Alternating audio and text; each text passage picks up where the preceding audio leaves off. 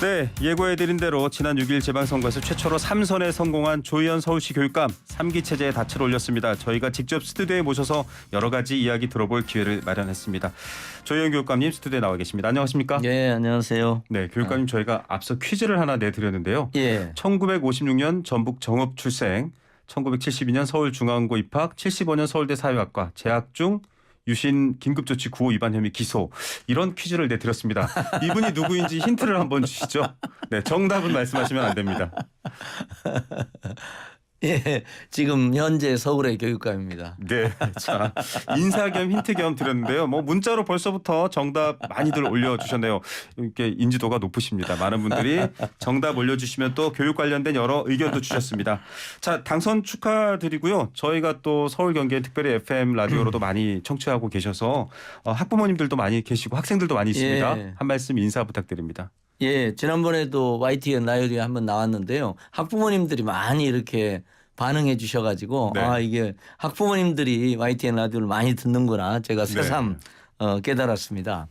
제가 이제 선거라는 게 참 이 선출직한테는 무한히 좀 겸허하게 만드는 그렇죠. 과정인 것 네네. 같아요. 아, 이 선거가 필요하구나 이런 네. 생각이 듭니다. 왜냐하면은 이 교육감으로 혹은 선출직의 어떤 직위에 하게 되면 그 기관의 눈으로 세상을 봐요. 네, 그런데 이제 나가서 그 어떻게 보면 그 기관이 하는 여러 가지 정책이나 행정의 대상인 시민, 저로서 이제 학부모나 학생을 만나고 학생이나 학부모의 눈으로 어떤 문제들이 있고 어떤 요구가 있고 어떤 민원이 있는지를 이렇게 느끼게 되는, 그래서 서울 교육 정책이나 행정을 또 다른 눈으로 보고 네, 한없이 겸손하게 그런 요구에 좀 귀를 기울이는 좋은 기회였다고 생각하고요. 네. 뭐 그 과정을 통해서 뭐 이렇게 당선된 분은 또 좋죠. 네. 그리고 이제 떨어지신 분은 아무래도 굉장히 많은 스트레스를 받으실 건데 어쨌든 네. 제가 그런 다양한 말씀을 듣고 그리고 이제 다시 직위로 돌아와서 네. 그 다양한 얘기들을 이제 교육 정책과 행정에 이렇게 담아내는 기회를 그런 마음으로 지금 진행하고 있습니다. 네, 서울시 교육청 또 교육에 가장 앞서 있는 몸 혹은 입이었다가 선거 기간에는 커다란 귀로 변해서 많은 얘기를 듣고 왔다. 이제 이런 그렇습니다. 말씀을 해주셨고요. 자, 3선 임기입니다. 뭐 흔하지도 않을 뿐더러 그만큼 또 장기간 일관된 교육 정책을 끌고 가셔야 되는데 지난 두 번 이 8년과 비교했을 때 지금 이제 뭐가 달라질 것이다 이렇게 얘기를 해주실 수 있을까요? 예, 뭐 큰 틀에서 보면 그 지난 8년의 과정이 공교육 내지는 공교육의 현장으로서의 학교를 정상화하는 과정이었다고 하면 네네. 어떻게 보면 그 정상화의 질을 좀 높이는. 네. 그래서 이제 제가 이번에는 더 질 높은 공교육을 내걸었습니다. 더 질 높은 공교육. 예. 네. 왜냐하면 사교육도 지금 많이 진화하고 네네. 있습니다. 에듀테크 기술도 도입되고 그렇죠. 낮은 수준의 인공지능 뭐 이른바 기술도 도입하고 그래서 어떻게 보면 공교육의 질을 높여서 학부모들의 높아진 어떤 교육 수요에 네. 부응하는 이제 그런 것들이 좀 중요하고요. 네. 또 하나는 이제 우리 아이들 하나하나가 중요합니다. 네네. 그래서 어떻게 보면 이제 개별화된 맞춤형 교육들을 그냥 이렇게 표준화되고 지금 원래 이제 근대 교육이라는 게 약간 대량 생산 교육 같은 네네. 성격이 있었거든요. 네. 이제 현대 교육은 이제 이걸 바꿔내야 됩니다. 네. 그러니까 대량 생산하는 게 아니라 네. 하나 아이 하나하나가 다 독특하고 개성이 있기 때문에 네. 또 처지와 환경도 다르기 때문에 그 아이들에게 맞는 맞춤형 교육의 단계로 공교육의 질을 이렇게 높이는 거. 네. 이게 이제 아마 지금 새로 앞으로의 4년 동안의 새로운 과제가 아닐까 싶습니다. 예, 참 안 가본 길입니다. 산업화 시대에 아주 좀 대량 뭐 이른바 산업화 시대의 역군을 길러내는 교육이 아니라 개개의 아이들의 발달과 또 성장을 책임진다라고 말씀하셨는데 그렇습니다. 그래서 저는 예. 이제 저희가 이미 한국 교육이 좀 일정하게 평가를 받는 부분이 있습니다. 네네. 그래서 저는 공교육의 질을 높이고 또 우리 교육이 지금 당면하고 있는 인공지능 시대라든가 이런 거에 맞춰서 미래 교육으로 전환을 해서 네. 서울 교육이나 대한민국 교육이 성큼 글로벌 선진 교육의 대호에 네. 안착하는 네. 그리고 당당하게 그 일원으로서 평가받는 네.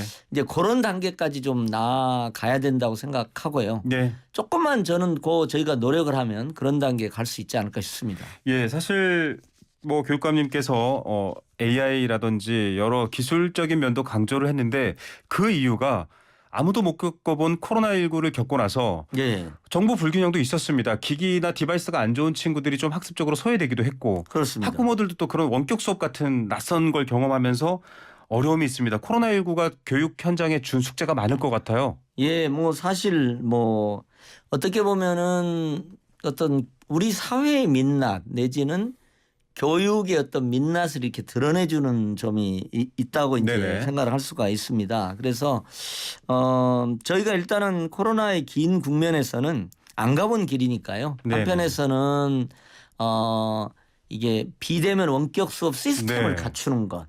더구나 그것도 600만의 우리 학생들이 통일적으로 수업을 받는 그런 시스템을 아마 전 세계도 그런 통일적 시스템을 갖추는 나라는 그렇죠. 없을 겁니다. 네.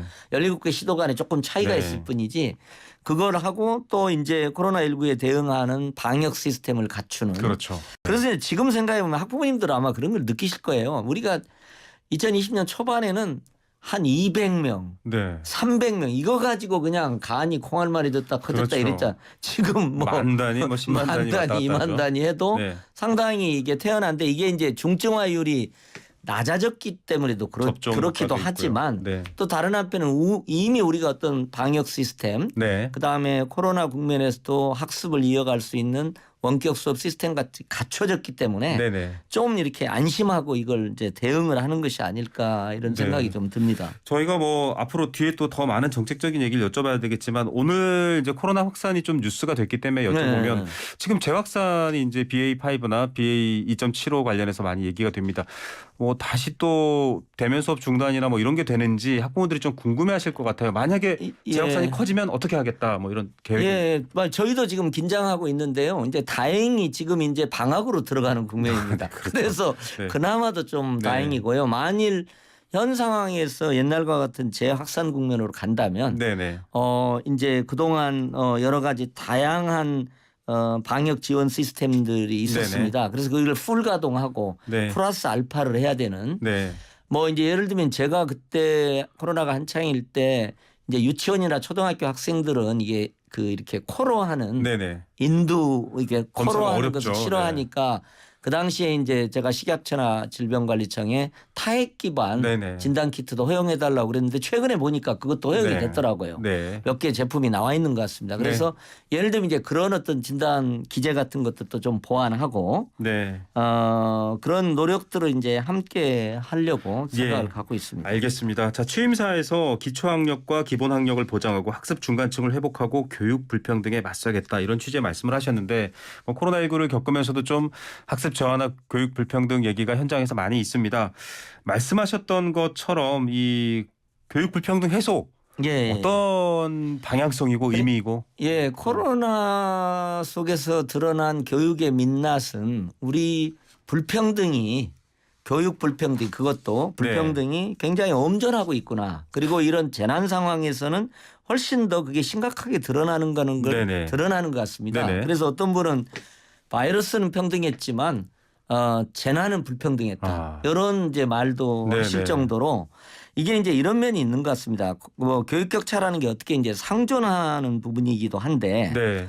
사실은 이제 학교가 정상적으로 작동할 때는 최소한 아이들이 각자의 가정 배경이나 이런 건 다르더라도 학교라는 공간에서는 평등하게 어울리면서 네. 수업을 받을 수 있거든요. 네네. 그러니까 다른 가정이라는 세계로부터 떨어져 나와서 학교라는 공간에서 평등하게 공부할 기회를 최소한 갖는데 네. 그래서 학교 안에 있는 동안에는 아이들이 잠시 동안은 자신의 배경, 사회경제적 배경, 가정 배경, 가정 환경으로부터 벗어나서 평등한 학습자로서의 어떤 기회와 권리를 향유하는데 네. 이제 그렇지 않다 보니까 상당히 이제 심각하게 예. 이게 늘어나 있는 상황입니다. 그래서 저도 사실은 가장 먼저 기초학력 문제의 심각성을 제가 네네. 2019년 코로나 네. 이전부터 제기를 했고 코로나가 되면서 더 심각해졌기 때문에 네. 기초학력 문제 같은 부분에 대해서 그 다면적인 이 보안 시스템을 이제 가동을 하고 있는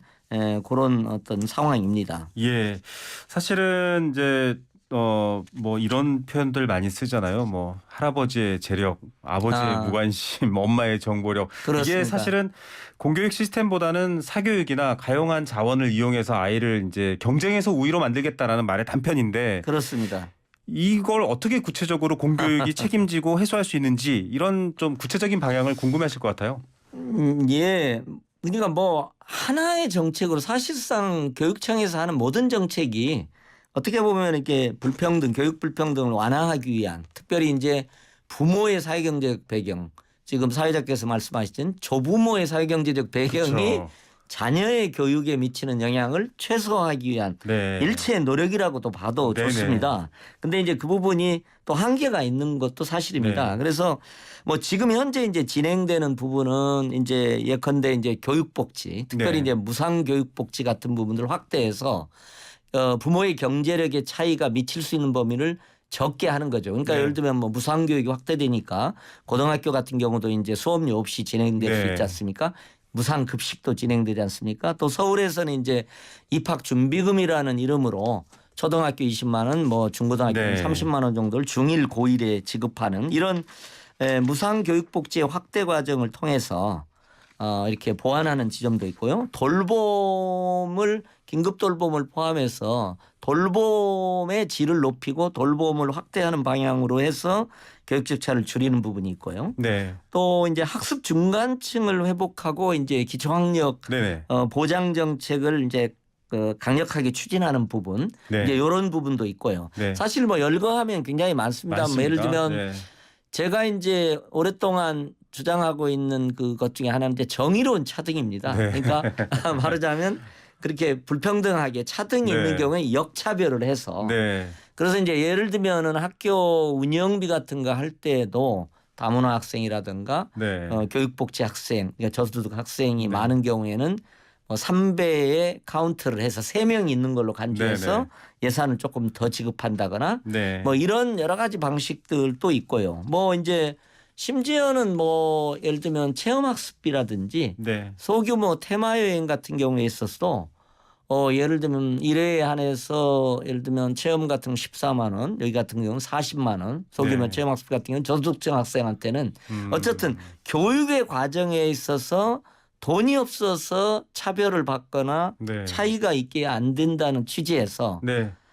다양한 이 정책들이 나름 네. 되고 있습니다. 뭐 학생 개개인의 실력은 다를 수 있습니다. 그러나 출발선이 달라서는 안 되겠다라는 거를 교육청에서는 여러 가지 방안으로 마련해 놓고 있다라는 얘기고요. 예. 사실 그런 얘기들 때문에 뭐 저희가 사실 출발선 평등 보장 정책 이런 표현도 씁니다. 네, 그렇습니다. 유아 과정에서. 그렇죠. 예. 그래서 뭐 이를테면 이제 학생부 종합평가나 이런 장점 그 도입도 사실은 획일적 교육이 워낙 피폐화 시켰기 때문에 만들어진 것임에도 불구하고 지금 보면 이제 고위 정치층에 보면 그런 얘기 항상 나오잖아요. 뭐 아빠 찬스다, 예. 뭐다. 그래서 차라리 일제고사를 치거나 뭐 대입 학력고사 수능으로 가야 된다 이런 주장들이 나오잖아요. 뭐 교육감님께서 예. 오랫동안 또 해명하신 부분이긴 한데. 일단은 이제 저희의 기본 정책은 아빠 찬스를 줄이고 공교육 찬스로 그걸 대체하는 거. 네. 이게 크게 보면 이제 저희들의 목표이고 공교육기관의 이제 과제라고 할 수 있겠습니다. 이제 네. 단지 이제 지금 기초학력 문제나 학력저하 문제를 많이 제기하는데 네. 그것을 예를 들면 단방약처럼 만병통치약이 있는 것처럼 해가지고 수능을 강화하거나 뭐 과거와 같은 일제고사를 부활하는 방식으로 해서 문제가 해결된다 식으로 이제 얘기하는 네네. 경우들이 많습니다. 근데 네. 저는 그것은 문제가 훨씬 복잡화돼 있는데 굉장히 단순화하고 있는 거고 네. 잘못된 처방이다. 이제 저희는 이제 그렇게 생각을 갖고 그런 시험 있습니다. 제도에서도 사실 부모의 재력이 중요하지 않습니까? 뭐 과외를 그렇습니다. 받거나. 그러니까 예를 들면 지금 악순환이 이제 지금 수시와 수능 부분도 있는데요. 네. 수능 확대, 정시 확대가 사실은 말하자면 사교육이 작용하는 영역을 넓히는 측면이 있습니다. 왜냐하면 네. 표준화된 시험이기 때문에. 네. 그래서 뭐 예를 들면 강남 같은 경우에도 수능 확대론 같은 경우가 훨씬 요구가 높습니다. 오히려 그렇군요. 예. 네. 근데 그 실제로는 이제 그렇게 이제 작동하지 않는 점이 있고. 예. 그래서 이제 저희는 이제 이런 점은 있습니다. 이번에 이제 보수교육감님들께서 기초학력 진단 검사를 의무화한다거나 네. 그다음에 과거의 일제고사형 국가 수준 학업 성취도 검사 네. 1점에 학력 진단 검사를 부활시키자는 이제 네. 주장을 많이 하고 있습니다. 네. 그래서 이제 제가 이런 이제 주장을 하고 있습니다. 그러니까 어떻게 보면 학력 저하 내지는 기초학력 부진 문제라는 새로운 문제에 대해서 나는 네. 심각하게 생각합니다. 저는. 그럼요. 그리고 네. 그걸 경청하고 이 문제를 보완하겠습니다. 네. 근데 단지 저는 과거의 교육개혁이나 교육혁신의 큰 기조를 유지하면서 보완하겠다. 네. 보완적 혁신의 길이다. 보완적 혁신. 혁신의 길이다. 네. 그런데 보수교육감님들도 과거로 돌아가면 안 되겠다. 네네. 퇴행을 하면 안 되겠다. 그러시더라고요. 일제고사를 반대하는 보수교육감님도 네. 많으세요. 그렇습니다. 네. 그래서 어떻게 보면 혁신교육의 큰 성과도 유지하면서 네. 보완하는 혁신적 보수의 길도 있겠다. 예. 저는 보완적 혁신의 길을 가면서 보완을 해내고 네. 보수교육감님들도 과거로 퇴행하지 않고 혁신적 보수의 길을 가는. 자, 그럴 때 이제 방법을 어떻게 할 거냐가 쟁점이 되는 네네. 겁니다. 자, 기초학력 문제에 대해서 어떻게 보완할 거냐. 네. 학력 저하라는 물론 학력 저하라는 문제에 대해서도 조금 논의할 점이 있으면 그래도 그렇죠. 학력 저하 문제에 대해서 어떻게 보완할 거냐 하는 게 저희가 이제 인수위 과정이라든지 3기의 주요 과제로 저희가 이제 고민을 하고 있고요. 네. 큰 방향에서는 이렇게 생각을 하고 있습니다. 그러니까 기초학력의 경우는 진단 검사를 조금 강화하는 부분에 대해서는 네. 불가피하다. 정확한 상태를 알아야 예, 되는 알아야 되니까 필요도 이렇게 있죠. 되고요. 단지 진단이 그 만병통치약이 아닙니다. 네. 그것은 문제 해결의 출발점입니다. 문제를 해결하기 위한 것이지. 예, 그게 그다음에 예. 이제 지원이 필요한 거죠. 네. 맞춤형 지원이 네네. 필요한 겁니다. 네. 근데 이제 요 문제가 대개는 또 복합적이에요. 네. 왜냐면은 뭐 예컨대 저소득층 아이들의 경우에는 뭐 예를 들면 빈곤 문제 있잖아요. 그렇죠. 소득, 그다음에 지역. 정서적 심리적 네. 문제도 있잖아요. 또 다문화 그리고 여러 이제 가지가 예, 있습니다. 다문화성이 있는 경우도 있고 학습 결손이라는 본래의 문제가 있는 경우도 있습니다. 맞습니다. 그래서 이런 문제의 복합성을 고려하면서 네. 맞춤형 지원을 이렇게 많이 해가는 네. 저는 이제 그런 면에서는 이제 진단 부분이 조금 뭐 강화할 수 있는 부분이 있는지를 좀 검토하는 네. 지점. 그러나 이건 출발점에 불과하고 지원책을 좀 더 보강하는 방안에 대해서 열린 마음으로 이제 네. 고민을 하고 있고요. 현재는 지금 말씀드리면 네네. 계속. 현재는 이렇습니다. 저희가 어느 정도 이 어떤 시스템은 만들어져 있어요. 네. 그러니까 뭐 다른 교육청에서도 벤치마킹 합니다. 3단계로 저는 3단계 기초학력 보완 시스템이라는 게 있습니다. 그러니까 네네. 첫째는 이제 교실입니다. 네. 담임 선생님이 일단 그 보완의 주체가 되시겠죠. 일단 수업의 현장 교실. 예, 왜냐하면 네. 선생님들이 가장 잘 아시니까요. 그렇게 되는 겁니다. 그리고 이제 개별 학급에서 다 해소가 안 되는 부분을 학교 차원에서 네. 다중 지원팀을 만듭니다. 왜냐하면 네. 학교에도 업무 분달 담임 선생님이 있고 상담 선생님이 있고 교감 선생님이 있고 이렇잖아요. 네네. 그럼 여러 쌤들이 함께 모여서 네. 교육복지 부장 선생님도 계시고 그러니까 네. 이렇게 모여서 다중 지원팀이 이 아이의 문제는 어디가 문제가 되고 어떻게 일종의 병원에서 협진하듯이 그러네요. 1단계 교실, 협진하듯이. 2단계 학교. 예, 네. 학교고 이제 그것도 안 되는 보다 전문적 지원이 필요한 경우가 있습니다. 그래서 저희가 서울에는 11개의 교육 지원청이 있는데요. 네. 거기에 이제 서울 학습 도움센터를 만들어서 네. 예컨대 뭐 난독증이라든가 네. 난독증이란 난산 이런 게 있지 않습니까? 그렇죠. 경계성. 예, 이게 다 이런 것도 있어요. 프로페셔널한 지원이 필요한 영역입니다. 맞아요. 네. 심리 정선도 네네. 민간 부문의 전문기관의 지원이 필요한 부분도 그렇죠. 있고요. 경계선 지능 학생도 있고 네. 뭐 그렇습니다. 그래서 이제 그런 의미에서 민간 부문까지의 협력을 포함하는 학습 도움 센터에서 네. 일종의 학습 클리닉 센터에서 네네. 지원을 하는 이렇게 지금 3단계로 하고 있는데 네. 이것조차도 이제 더 보완할 부분이 없는지를 지금 네. 고민하고 있습니다. 자, 한 명의 학생도 낙오되지 않겠다라는 의미도 있고요. 지금 고민하는 부분들을 여러 단계로 대안 주고 있다. 정답을 정말 많이 맞춰주고 계십니다. 문제가 너무 쉬웠습니다. 예, 접니다. 이렇게 힌트를 주셔도 좋을 것 같다라고 어떤 분 얘기 주셨고요. 자, 공교육 강화해서 사교육비를 줄여주는 정책 해주시길 촉구합니다라고 7251님이 사연도 주셨고요. 아싸 정답. 교육감입니다라고 0677님. 네, 아싸가 왜 너무 나왔을까요? 감사합니다. 자, 9421님은요. 조희연 3기 마지막 기 임기로 정교조 눈치 보지 마시고 소신껏 서울교육 힘써주세요. 네, 이건 뭐 응원 겸 예. 여러 가지 얘기해 주셨고요. 자, 7674님 의견이 좀 와닿는데요. 초등학교 5학년, 중학교 3학년 아빠입니다. 사교육비 부담이 큽니다. 예. 학교에서 선생님들이 공부는 또 학원에서도 한다라고 이미 전제하고 얘기하시는 것 같아서 좀 답답합니다라고 합니다. 예. 이런 분위기도 좀 바꿔 나가야겠죠. 맞습니다. 이게 지금 가장 문제인데요. 예를 들면 이제 좀 우픈 얘기입니다만은 저희가 이제 안성맞춤 교육이라는 이름으로 초등학교 1, 2학년에서 예를 들면 네. 이제 산수, 한글이잖아요. 네. 그러면 이제 지금 딱 말씀대로 학부님 말씀이 맞아요. 한글하고 구구단 외우는 것처럼 전제하고 수업을 하시는 경우가 있는데 이미 하고 오지 저희가 않았어? 그렇게 하지 이런. 않도록 예, 예.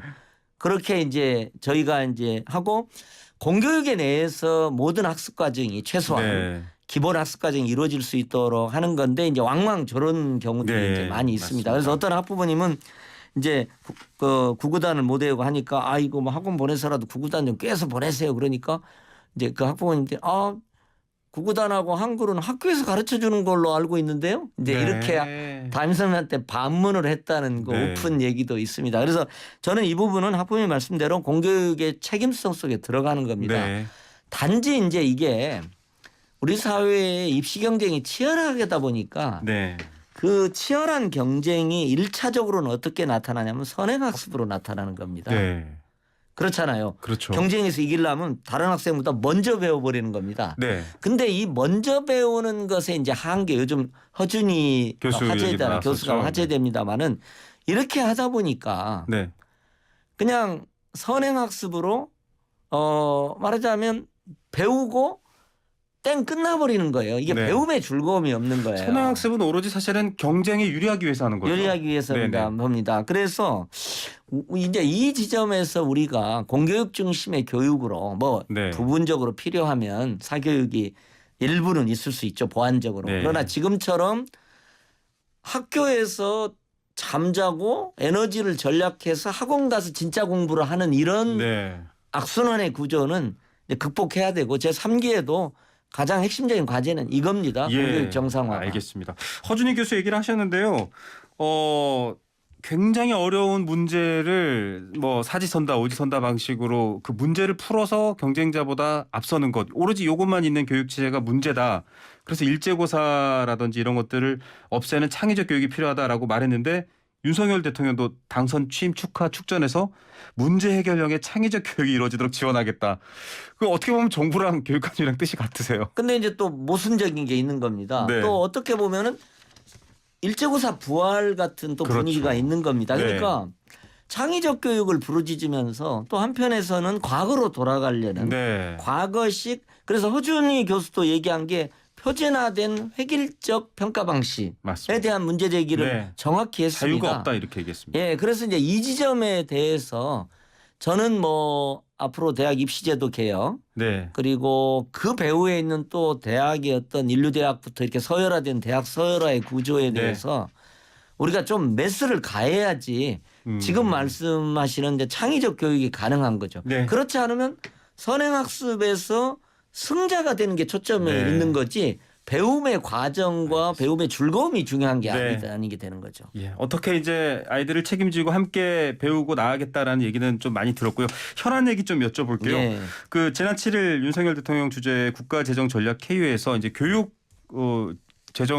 지방교육재정교부금 개편이 나왔는데 학교별로는 최소한 2억씩 교육활동 예산 축소될 것이다라고 우려하셨어요. 예. 근데 이건 임태희 교육감도 저희랑 인터뷰를 하면서 대학은 선택해서 가는 거고 초중고는 아니기 때문에 이건 잘못된 정책이다라고 또 비판을 해주셨습니다. 그렇습니다.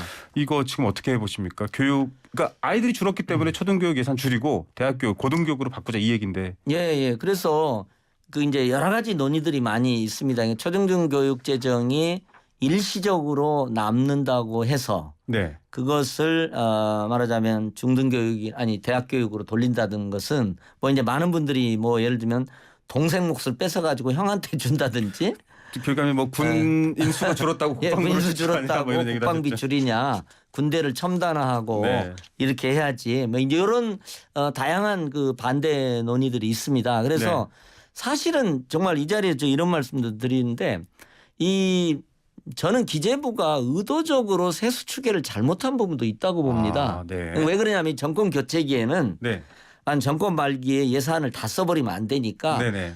의도적인 오류 추계를 하는 경우가 저는 있다고 봅니다. 네. 그 결과로 나중에 이제 세수가 많아지니까 저희들은 세수의 기초에서 이제 교부가 그렇죠. 된단 말입니다. 그러니까 어떻게 보면 잘못이 기재부에 있습니다. 본 네. 예산에 편성할 수 있게끔 되면 좋은데 네. 이렇게 된 지점이 있습니다. 그래서 저희는 내년에는 또 줄어들 수가 있지 않습니까? 네. 최근에 또 많은 불경기가 있고 그렇죠. 문제가 있지 않습니까? 경제가 그래서 어려우니까요. 저희들은 이제 이번에 이제 한 3조 정도의 추경 예산을 지금 냈는데 그 서울시의회 지금 김영기 의장은 굉장히 반대하는 입장에 아니 얘기하시죠. 저는 그것을 네. 재정 안정화 기금으로 아, 네. 만약 환경 개선 기금이라든가 네네. 이렇게 하는 겁니다. 그건 시도도 하는 겁니다. 그러니까 네. 이렇게 되는데 지금이 현재만 남았다. 그럼 내년에 이제 대폭 줄었다고 생각해 네. 보세요. 그럼 어떻게 저희가 그럼 그때 예산이 모자라니까 더 주냐? 그게 정책이 또 안 아니단 되죠. 말입니다. 네. 그러니까 저희가 자치단체로서 교육자치단체로서 세수가 늘어났을 때는 비축하고 네. 그리고 또 미래 투자를 하고 네.